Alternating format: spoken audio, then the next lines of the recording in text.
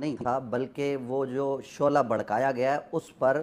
پانی ڈالنا تھا، اس معنی میں کہ حضرت اب تک یزید کی نام لے کر مذمت نہیں کر رہے۔ میں اب ایک مرتبہ پھر پوچھتا ہوں، ایک سیکنڈ میں مجھے بتا دیں کہ آپ یزید پر لعنت کرتے ہیں، یزید کی مذمت کرتے ہیں؟ ایک سیکنڈ میں مجھے جواب دیجئے ہاں یا نہ میں، وقت آپ نے بہت لے لیا۔ نہیں حضور نہیں دینا چاہ رہے، وہ کہہ رہے ہیں جو بھی ہے اس نہیں جو بھی نہیں، دیکھیں نا یہ تو کلی طور پر مطلق بات کر دوں میں جی، جو بھی جو ہے وہ اسلام کا مخالف ہے اس پر لعنت ہو، یہ کیا بات ہوئی؟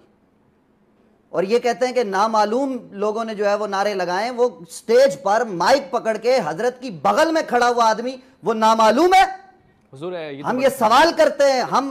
ہم اگر کوئی آدمی ہمارے ہاں حضرت ابوبکر صدیق کی توہین کرتا ہے ہم اس کو گریبان سے پکڑیں گے۔ ایسا ہی یہ کیسے ہو سکتا ہے کہ کوئی جناب حضرت ابوبکر صدیق پر جناب فاروق اعظم پر تان کرے، تبرہ کرے، لیکن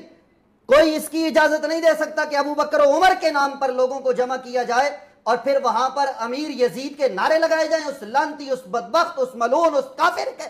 اللہ اکبر۔ یہ اہل بیت کے ساتھ صراحتاً دشمنی ہے،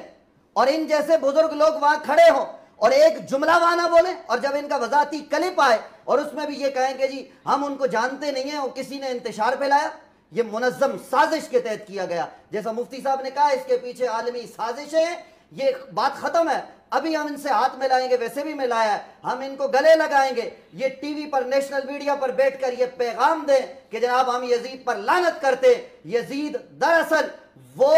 امام حسین کا اصلاً قاتل ہے، وہ اہل بیت کا قاتل ہے، وہ مدینہ پر حملہ اس نے کروایا، مکہ مکرمہ